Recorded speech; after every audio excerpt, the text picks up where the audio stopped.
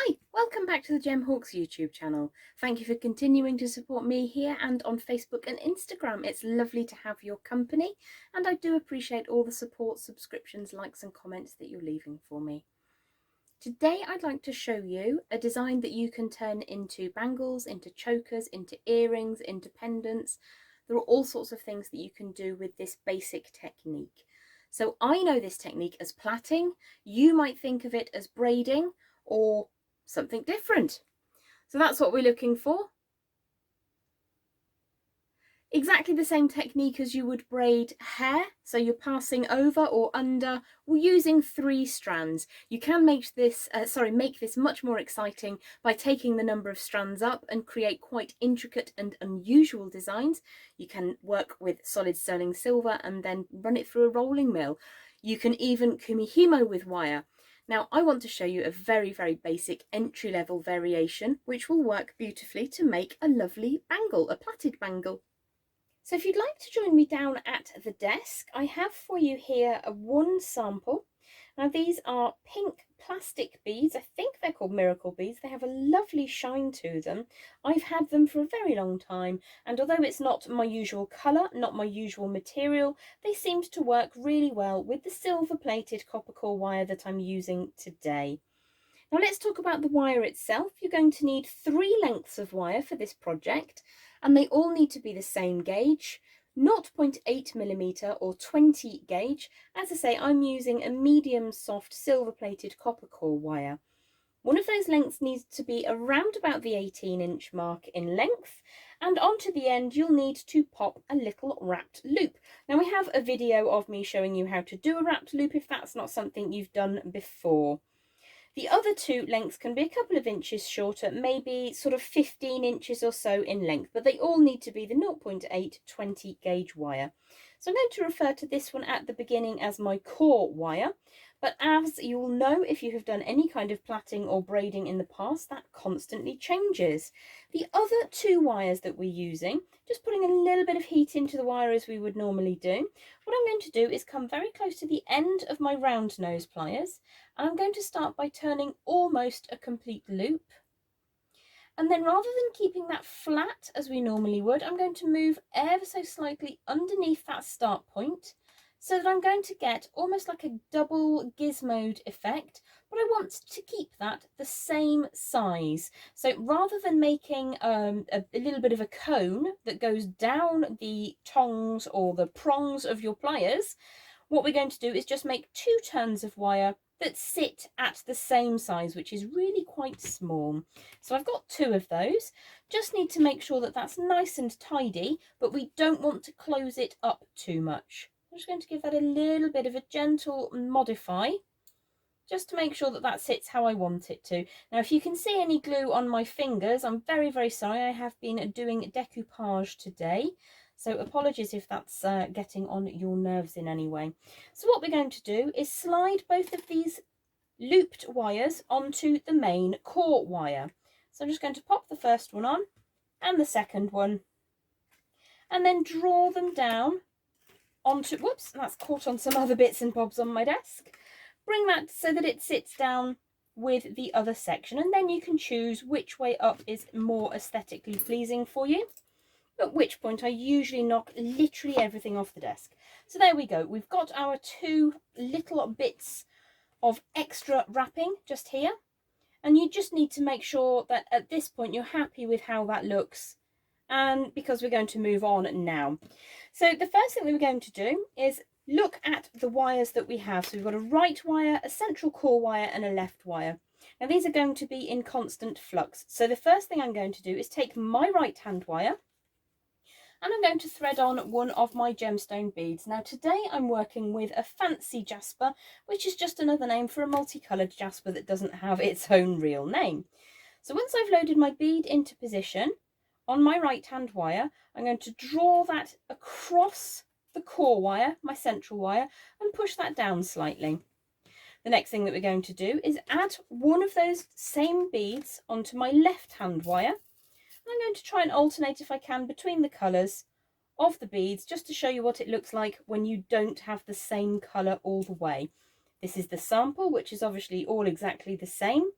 We'll have a look at what it looks when you vary the colour that we're working with. So we've just added a bead to our left hand wire.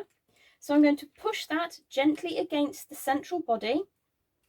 And what I need to do at the beginning is just have many, many hands. I'm going to take that down the centre of the design and just push that so it's against the desk. So I've now got a section of right hand wire, and all you will do is continue the exact same process, adding one on the right, like so, and taking that down into the centre, in between those other two wires. Now it's quite fiddly to demonstrate with other things on the desk, so I've got my little lotus blossom full of beads here, but I need to be able to get to that. So I've brought my right hand wire loaded with a bead down to the centre, and I'm just pushing that down. Now the reason I'm constantly pushing down is it gives me quite nice angles on the wire. If you're very, very soft at this point, you don't get quite the same effect. So for my left hand wire, I'm going to try and find a slightly reddish bead in amongst all of the different colours that you get with a fancy jasper. Allow that to slide down into place, push it against the rest of the design, and then bring that down so that it sits in the centre of the other two wires. And you can see already that the dimensions of the beads and the wire itself is what forms the shapes. You can tighten that slightly if you're working with a hard gemstone like jasper's reasonably solid. So we've now got a wire on the right hand side which is bare. And I'm going to bring down a slightly paler green bead onto this wire. Allow that to come into position. Allow it to sit on top of my hand. You can do this on a pin board if you prefer, but for me, I like the fluidity of doing this by hand, something my hands have been doing for a very long time. So right hand wire now loaded with a bead, pushes up against that core wire and goes down the centre. And then we're going to add one on the left hand side. Let's go for a slightly pinky one this time. Mottled pink and white. Push that against the centre and then draw it down in between. So if I move my thumb out of the way, you'll be able to see that we've already started to build that design.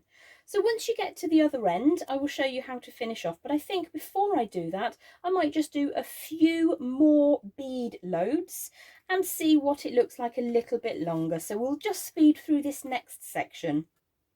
So you join me back down on the desk after some minor technical issues, and what we're going to do is just exactly the same really as we did at the other end. I'm just going to draw the wires together until I have them crossed over so that they look vaguely symmetrical to the other end. What I'm going to do is designate this as my central core wire, like so. Oops, wrong pliers. I'm going to get a bit of a sharpness to that central core coming away as close to the middle as possible. I'm going to take this first wire that I have available and wrap it twice around the core wire to reflect how we began at the other end, like so. And I'm going to trim away that excess. Always look twice to make sure you're going for the right wire. It's very sad when you cut the wrong one. Give that a squeeze to get that set in position. And we have another wire over here on the left, so I'm going to draw that around and repeat to make that the second wire that has been completed. Give that a bit of a squeeze with a tiny little bit extra so that we can chase that away and hide it underneath, like so. Just give everything a little bit of a gentle squeeze to bring it together. Now this is a very much longer piece that I'm working with right now because I wanted to show you some options. Let me just get the scraps out of the way. This obviously is an open and closable, quite close to the back of the wrist cuff design, but you can also make this as a bangle. So you're going to need to choose which is your prettiest face. You may have got some areas where the wire didn't quite go as neatly as you planned, and sometimes it doesn't look quite the same on the other side. So I'm going to designate this as the side we're going to see. So I'm going to start very carefully bending that around. Now under normal circumstances I would use a bangle form or something similar, but because I want to be very, very careful of my gemstones, they have wires running through them as well as nestling up at the sides. I just want to do this by hand. Now you'll notice when you're doing this that there is a bit of springiness to it all. So you can bring that tail out to one side for the moment and just turn the loop so that it sits down where I wanted it to sit in the first place. Now I'm just going to try that for size and see if that will go over my wrist. It needs to be just slightly larger than that. So I've got a turn on the end where I introduced some beads. I'm just going to remove that and then post the long tail we have remaining through that loop. I'm going to allow that about half an inch, just less than half an inch, before putting a slight bend on it, and this will be based on the size of your hand. So that works really, really well for me. I have reasonably normal, average sized hands, but little wrists. So I'm just going to draw the long tail of wire back on itself to close up that loop. Now you can very, very simply turn this around quickly, create yourself a wrapped loop exactly as you did at the beginning, but it will just be joining those two sections together. Well, it's one long section, but the two ends together. I've made a bit of an ugly job of that. You can obviously take a little bit longer. You can see that that is now a secure holding position. So I take the tail of the wire over the top, and then what I might do is introduce some extra wires and create some spirals and coils to cover up the workings. But the overall effect is really quite charming, and I'm just going to show you very, very quickly now something that you can do with graduating sizes of beads. I'll show you first up here. It's just an idea for a pendant drop. So I've got 3 beads the same size at the top, just a basic wrapped loop at the top, which obviously you will want to fancy up if it is a pendant. And then I've graduated an extra 2mm in size here, here and here, and I think it's quite pretty. It's almost Christmas tree-like, I guess. But there's lots of ways in which you can use this very basic braiding or plaiting technique with wire and beads. I'll just bring that in to show you now.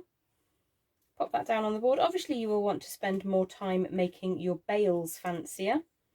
And you could use a pre-bought clasp if you're going to go for a cuff design. And as I say, I'll probably just put some coils on here to make that slightly prettier. But then you have quite a lovely bangle. And because we've worked with that 0.8 or 20 gauge wire, there's a little bit of flexibility to it, so that that can just basically shape and form exactly how you want it to. So I shall just finish this off and then leave you a photograph at the end. So there's a couple of variations that you can wear on the wrist. You can make them into really very beautiful chokers, especially if you vary the sizes of those beads as well. I hope you've enjoyed the tutorial, and I very much look forward to seeing you again in the near future. Very many thanks. I'm Gem Hawks. I'll see you again soon. Bye for now.